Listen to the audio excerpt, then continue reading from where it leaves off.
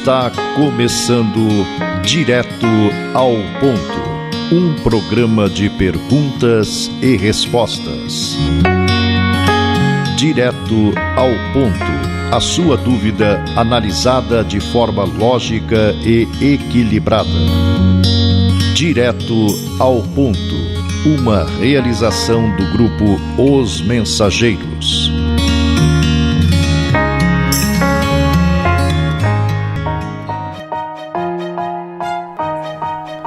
Alô amigos, aqui estamos para oferecer as respostas que você procura perante dúvidas e conflitos apresentados pela vida na visão filosófica, científica e religiosa do Espiritismo. Indo direto ao ponto, vamos à primeira pergunta do programa de hoje. Tive sempre um relacionamento difícil com meu pai, morto há alguns anos. De uns tempos para cá, tenho sonhado frequentemente com ele. Isso é possível? Por quê?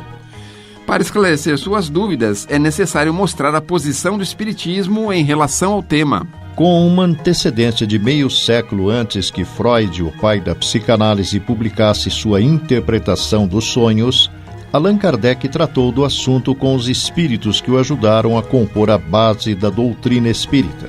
Isso pode ser verificado no Livro dos Espíritos, das questões número 400 a 415. O sono natural é a suspensão momentânea da vida de relação, entorpecimento dos sentidos durante o qual se interrompem as relações do espírito com o mundo exterior por meio dos órgãos. O sono liberta parcialmente o espírito do corpo. Quando o homem dorme, momentaneamente se encontra no estado em que estará de maneira permanente após a morte. Para efeito do sono, os espíritos encarnados estão sempre em relação com o mundo dos espíritos. Nisso que chamamos sono, só temos o repouso do corpo, porque o espírito está em movimento. No sono, ele recobra um pouco da sua liberdade e se comunica com os que lhe são caros, seja neste ou em outros mundos. Mas como o corpo é de matéria pesada e grosseira, dificilmente conserva as impressões recebidas pelo espírito, mesmo porque o espírito não as percebeu pelos órgãos do corpo. No sono é só o corpo que repousa, o espírito não dorme. As observações práticas provam que, nessas condições, o espírito goza de toda a liberdade e da plenitude das suas faculdades. Aproveita-se do repouso do corpo, dos movimentos que lhe dispensa a presença, para agir separadamente e ir aonde quer. Durante a vida, qualquer que seja a distância que se transporte, o espírito fica sempre preso ao corpo por um cordão fluídico, que serve para atraí-lo quando a sua presença se torna necessária. Só a morte rompe esse laço. Os sonhos são o resultado da emancipação da alma, que se torna mais independente pela suspensão da vida ativa e de relação. Daí uma espécie de clarividência indefinida, que se estende aos lugares os mais distantes ou que jamais se viu, e algumas vezes mesmo a outros mundos. Daí também a lembrança que retraça na memória os acontecimentos verificados na existência presente ou nas existências anteriores. A extravagância das imagens referentes ao que se passa ou que se passou em mundos desconhecidos, entremeados de coisas do mundo atual, formam esse conjunto bizarro e confuso que parece não ter senso nem nexo. A incoerência dos sonhos ainda se explica pelas lacunas decorrentes da lembrança, incompleta do que nos apareceu no sonho. Tal como um relato ao qual se tivessem truncado frases ou partes de frases ao acaso. Os fragmentos restantes, sendo reunidos, perderiam toda significação racional. Durante a encarnação, o espírito jamais se acha completamente separado do corpo. Qualquer que seja a distância a que se transporte, conserva-se preso sempre àquele por um laço fluídico que serve para fazê-lo voltar à prisão corpórea, desde que a sua presença ali se torne necessária. Esse laço, só a morte o rompe. Se você está se perguntando se é necessário o sono completo para a emancipação do espírito, o espírito diz que recobra a sua liberdade quando os sentidos se entorpecem, então não. Ele aproveita para se emancipar todos os instantes de descanso que o corpo lhe oferece. Desde que haja prostração das forças vitais, o espírito se desprende. E quanto mais fraco estiver o corpo, mais o espírito estará livre. É assim que o cochilar ou um simples entorpecimento dos sentidos apresenta muitas vezes as mesmas imagens do sonho. Outra dúvida comum é se essa reação é igual para todas as criaturas humanas. Na maioria das situações, a criatura tem a mente como que voltada para si mesma, em qualquer expressão de descanso, tomando o sono para claustro tranquilo das impressões que lhe são agradáveis, qual criança que, à solta, procura simplesmente o objeto de seus caprichos. Nesse ensejo, configura na onda mental que lhe é característica as imagens com que se acalenta, sacando da memória a visualização dos próprios desejos, imitando alguém que improvisasse miragens na antecipação de acontecimentos que aspira a concretizar. Afeita ao narcisismo, tão logo demande o sono, quase sempre se detém justaposta ao veículo físico, entregando-se à volúpia mental com que alimenta os próprios impulsos afetivos, enquanto a máquina física se refaz. Ensimesmada, a alma, usando os recursos da visão profunda, localizada nos fulcros do diencéfalo e plenamente desacolchetada do corpo carnal por temporário desnervamento, não apenas se retempera nas telas mentais com que preliba satisfações distantes, mas experimenta de igual modo o resultado dos próprios abusos, suportando o desconforto das vísceras destratadas por ele mesmo ou a inquietude dos órgãos que desrespeita, quando não padece a presença de remorsos constrangedores à face dos atos reprováveis que pratica, porquanto ninguém se livra no próprio pensamento dos reflexos de si mesmo. Qual ocorre no animal de evolução superior, no homem de evolução positivamente inferior, o desdobramento da individualidade por intermédio do sono é quase que absoluto estágio de mero refazimento físico. No primeiro, em que a onda mental é simplesmente fraca emissão de forças fragmentárias, o sonho é puro reflexo das atividades fisiológicas. No segundo, em que a onda mental está em fase iniciante de expansão, o sonho, por muito tempo, será invariável ação reflexa de seu próprio mundo consciencial ou afetivo. Evolui, no entanto, o pensamento na criatura que amadurece espiritualmente através da repercussão. Desse modo, o dormir não é essencial para haver esse desligamento. Esse afastamento ou desprendimento pode também operar-se em graus diversos no estado de vigília. Mas então jamais o corpo goza inteiramente de sua atividade normal. Há sempre uma certa absorção, um alheamento mais ou menos completo das coisas terrestres. O corpo não dorme, caminha, age, mas os olhos olham sem ver, dando a compreender que a alma está em outro lugar. Ela vê as coisas distantes, tem percepções e sensações que desconhecemos. Às vezes, tem a presciência de alguns acontecimentos futuros pela ligação que percebe existir entre eles e os fatos presentes. Penetrando no mundo invisível, vê os espíritos com quem lhe é possível entabular conversações e cujos pensamentos lhe é dado transmitir. Na sua volta ao estado normal, comumente sobrevém o esquecimento do que se passou. Algumas vezes, porém, ela conserva uma lembrança mais ou menos vaga do ocorrido, como se tivesse tido um sonho.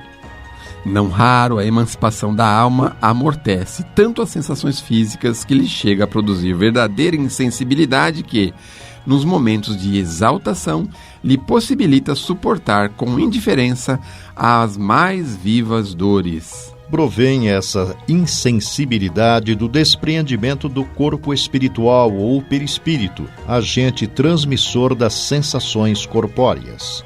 ausente, o espírito não sente as feridas feitas no corpo físico. Em sua manifestação mais simples, a faculdade que a alma tem de emancipar-se produz o que se denomina o devaneio em vigília. Há algumas pessoas, essa emancipação também dá presciência, que se traduz pelos pressentimentos.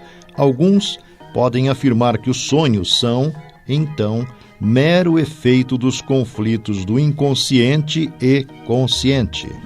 A eles podemos dizer que entre os sonhos, uns há que têm um caráter de tal modo positivo que, racionalmente, não poderiam ser atribuídos apenas a um jogo da imaginação. Tais são aqueles nos quais se adquire, ao despertar, a prova da realidade do que se viu e em que absolutamente não se pensava. Os mais difíceis de explicar são os que nos apresentem imagens incoerentes, fantásticas, sem realidade aparente. As pessoas que se veem em sonhos são quase sempre aquelas das quais tem o aspecto que nosso espírito vai encontrar ou que vem nos encontrar. Se sonhamos mais frequentemente com os que constituem nossas preocupações, é que o pensamento é um veículo de evocação e por ele o chamamos a nós, o espírito dessas pessoas, quer estejam elas encarnadas ou não. Aqueles que dizem ter sonhado antes com grandes eventos como acidentes naturais, de aviação, de trânsito ou familiares vivenciarem mesmo tais experiências. Os avisos por meio de sonhos, por sinal, desempenham grande papel nos livros sagrados de todas as religiões. Sem garantir a exatidão de todos os fatos narrados e sem os discutir, o fenômeno em si mesmo nada tem de anormal, sabendo-se, como se sabe, que durante o sono é quando o espírito, desprendido dos laços da matéria, entra momentaneamente na vida espiritual, onde se encontra com os que lhe são conhecidos. É com frequência essa a ocasião em que os espíritos protetores aproveitam para se manifestar a seus protegidos e lhes dar conselhos mais diretos. São numerosos os casos de avisos em sonho, porém, não se deve inferir daí que todos os sonhos são avisos, nem ainda menos que tenham um significado tudo o que se vê em sonho. Cumpre-se inclua entre as crenças supersticiosas e absurdas a arte de interpretar os sonhos. Estamos apresentando Direto ao Ponto, uma realização do grupo Os Mensageiros.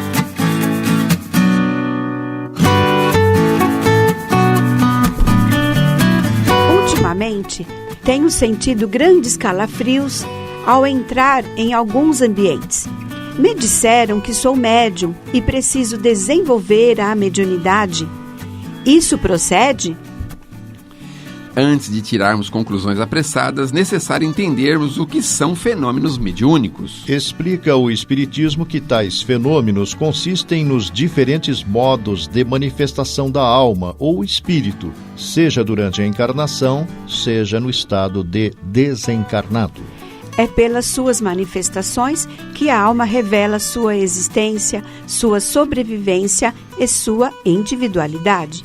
Elas são avaliadas pelos seus efeitos, a causa sendo natural, o efeito o é igualmente. São esses efeitos que fazem o objeto especial de pesquisas e de estudos do Espiritismo, a fim de chegar ao conhecimento, tão completo quanto seja possível, da natureza e dos atributos da alma, assim como as leis que regem o princípio espiritual. Os fenômenos espirituais, estando na natureza, produziram-se em todos os tempos, mas precisamente porque o seu estudo não podia ser feito pelos meios materiais de que dispõe a ciência comum, eles permaneceram por muito mais tempo que outros no domínio do sobrenatural, de onde o Espiritismo fê-los sair hoje.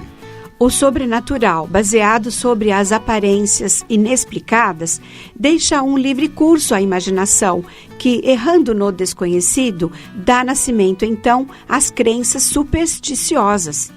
Uma explicação racional fundada sobre as leis da natureza, reconduzindo o homem sobre o terreno da realidade, põe um ponto de parada aos desvios da imaginação e destrói as superstições. Os espíritos atuam frequentes vezes à nossa revelia sobre o nosso pensamento. Solicitam-nos a fazermos tal ou tal coisa. Queremos agir espontaneamente e não fazemos mais do que ceder à sugestão estranha. Disso não se deve inferir que não somos dotados de iniciativa, longe disso. O espírito encarnado tem sempre o seu livre-arbítrio. Não é sempre fácil distinguir o pensamento sugerido do pensamento pessoal, pois que habitualmente eles se confundem. Presume-se que nos vem de uma fonte estranha quando é espontâneo, quando surge em nós como uma inspiração e está em oposição com nossa maneira de ser. Nosso julgamento e nossa consciência nos fazem conhecer se ele é bom ou mau. Basicamente, suas manifestações se apresentam de duas formas. Primeiro, efeitos físicos, limitadas a fenômenos materiais como ruídos, movimentos, deslocamento de objetos, objetivando chamar nossa atenção para alguma coisa e convencer-nos da presença de uma força superior ao homem. Efeitos intelectuais. Compreende todas as manifestações que impressionam a audição, visão, a fala, o pensamento, levando o indivíduo a intuir, pressentir, escrever, prever, desenhar, compor, prescrever, antever acontecimentos e etc. Os fenômenos espíritas são, o mais frequentemente, espontâneos e se produzem sem nenhuma ideia preconcebida nas pessoas que neles menos pensam. Em certas circunstâncias, eles podem ser provocados por agentes designados sob o nome de médiums. No primeiro caso, o médium é inconsciente do que se produz por seu intermédio. No segundo, age com conhecimento de causa, daí a distinção de médiuns conscientes e inconscientes. Estes últimos são mais numerosos e se encontram frequentemente entre os incrédulos mais obstinados que, assim, praticam o espiritismo sem o saber e sem querer. Os fenômenos espontâneos têm, por isso mesmo, uma importância capital por não se poder suspeitar da boa-fé daqueles que os obtêm. A mediunidade não é um talento, não existe senão pelo concurso de um terceiro. Se esses terceiros se recusam, não há mais mediunidade. A aptidão pode subsistir, mas o seu exercício está anulado. Um médium sem a assistência dos espíritos é como um violinista sem violino. A mediunidade é uma faculdade inerente à natureza do homem. Nem é uma exceção, nem um favor. Faz parte do grande conjunto humano e, como tal, está sujeita às variações físicas e às desigualdades morais. Sofre o dualismo terrível do instinto e da inteligência. A maioria não a percebe em si porque a mediunidade é uma faculdade multiforme, apresenta uma infinidade de nuances em seus meios e em seus efeitos. Aquele que é apto para receber ou transmitir as comunicações dos espíritos é, por isso mesmo, um médium, seja qual for o meio empregado ou o grau de desenvolvimento da faculdade. Desde a simples influência oculta até a produção dos mais insólitos fenômenos. Contudo, no uso corrente, o vocabulário tem uma acepção mais restrita e se diz, geralmente, das pessoas dotadas de uma potência mediatriz muito grande, tanto para produzir efeitos físicos, quanto para transmitir o pensamento dos espíritos pela escrita ou pela palavra. Os efeitos mediúnicos, absolutamente nada têm de sobrenatural. Todos, sem exceção, são devidos à combinação dos fluidos próprios do espírito e do médium. Esses fluidos, posto que imponderáveis, não deixam de ser matéria sutil. Há, pois, aí uma causa e um efeito de certo modo materiais, o que nos fez dizer sempre que, sendo os fenômenos espíritas baseados nas leis da natureza, nada tem de miraculoso. Como muitos outros fenômenos, só pareceram miraculosos porque não se conheciam suas leis. Hoje conhecidas essas leis, desaparecem o sobrenatural e o maravilhoso, dando lugar à realidade. Você deve estar pensando, posso me comunicar com quem eu quero? Para que um espírito possa se comunicar, é necessário, entre ele e o médium, relacionamento fluídico que não se estabelece sempre instantaneamente. À medida que a faculdade se desenvolve, o médium adquire, pouco a pouco, a aptidão necessária para entrar em relação com o primeiro espírito que chegue. Pode ocorrer, pois, que aquele com quem se quer comunicar não esteja em condições propícias para fazê-lo, apesar da sua presença. Pode ocorrer também que não tenha nem a possibilidade, nem a permissão de se entregar ao apelo que lhe é feito. Por isso convém, no início, não se obstinar em chamar um espírito determinado, com exclusão de todos os outros, porque ocorre frequentemente, não seja com este que as relações fluídicas se estabeleçam com mais facilidade, qualquer que seja a simpatia que se tem por ele. Antes, pois, de pensar em obter comunicações de tal ou tal espírito, é preciso dedicar-se ao desenvolvimento da faculdade. E para isso é preciso fazer uma chamada geral e se dirigir, sobretudo, ao seu espírito protetor ou anjo da guarda. A questão da identidade é quase indiferente quando se trata de instruções gerais. O que interessa não é se a sua pessoa, mas o seu ensinamento. Ora, do momento em que esse ensinamento é bom, pouco importa de quem o dá. Se chame Pedro, Paulo, é julgado pela sua qualidade e não pela sua insígnia. Se um vinho é mau, não será o rótulo que o tornará melhor. De outro modo, ocorre nas comunicações pessoais, porque é o indivíduo, sua pessoa mesma, que nos interessa. É com razão que, nessa circunstância, se deve assegurar se o que o espírito que vem ao nosso chamado é realmente aquele que se deseja. Direto ao ponto em 1 minuto.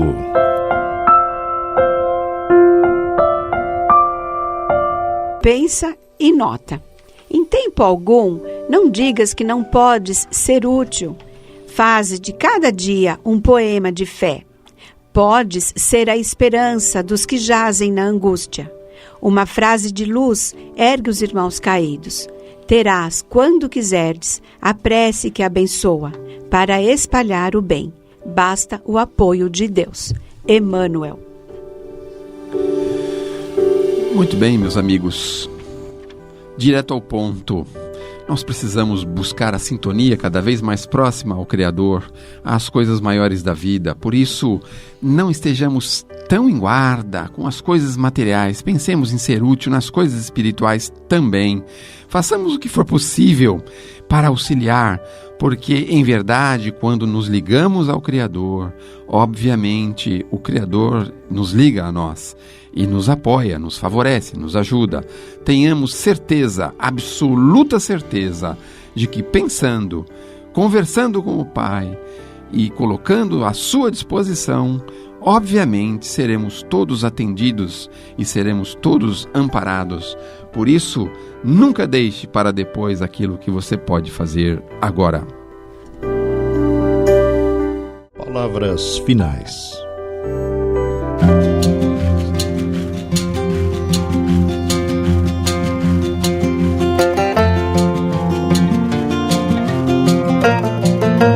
O Grupo Espírita Os Mensageiros é uma entidade dedicada à difusão da mensagem espírita, sobretudo as recebidas pelo médium Francisco Cândido Xavier, e atua de forma absolutamente gratuita, tanto no Brasil como no exterior.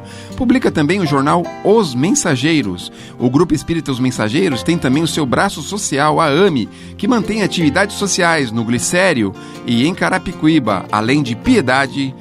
Venha conhecer-nos. Escreva-nos para se inteirar das demais atividades do grupo, enviando-nos sua correspondência para a Caixa Postal 522, CEP 01031 970, São Paulo, São Paulo, ou pelo endereço eletrônico mensageiros@mensageiros.org.br. Escreva, enviando-nos suas dúvidas, manifestando comentários ou opiniões. Na próxima semana, convidamos você para irmos direto ao ponto.